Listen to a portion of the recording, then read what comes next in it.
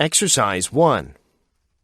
Making a discovery, whether in the laboratory or library archives, about something that no one else in the world knows at a particular time is a thrilling experience for an undergraduate student.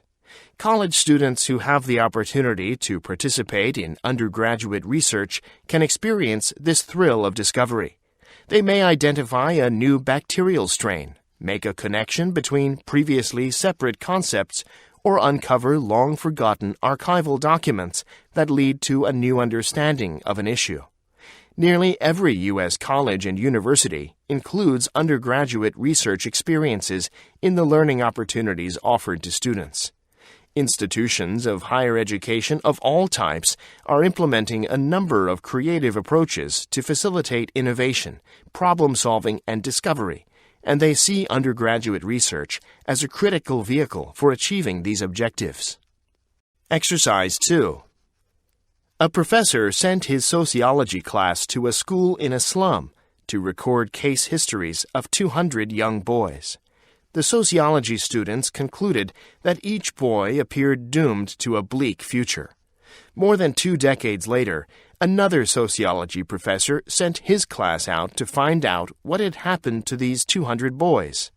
Of the 180 still surviving in that neighborhood, all of these men had achieved extraordinary success as doctors, lawyers, and productive members of the community. The professor, determined to find out how these men had beaten seemingly overwhelming odds, followed up with interviews. Each of the men credited the same particular teacher, someone who had seen great potential in each of them. This teacher's expectations, held with conviction, drove her to actively nurture and support imminent success in all her students. Exercise 3. Samuel and Pearl Olliner found large differences between European Gentiles who harbored Jews from the Nazis and those who did not.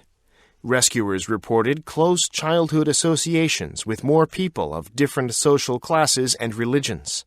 Moreover, while growing up, they felt a sense of similarity to a wider and more varied group of people than did non-rescuers.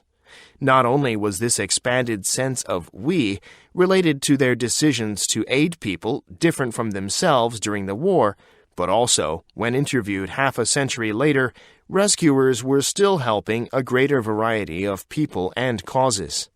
All this suggests a piece of advice for prospective parents who want their children to develop a broadly charitable nature. Give them positive contact in the home with individuals from a wide spectrum of backgrounds. Exercise 4. Have you ever said something to your child like the following? "Your room is a mess.